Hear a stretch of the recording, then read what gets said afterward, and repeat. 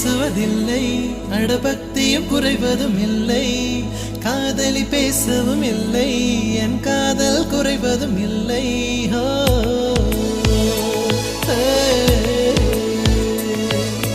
மெல்லினமே மெல்லினமே நெஞ்சில் மெல்லிய காதல் பூக்கும். என் காதல் ஒன்றே மிக உயர்ந்ததடி, அதை வானம் அண்ணாந்து பார்க்கும்.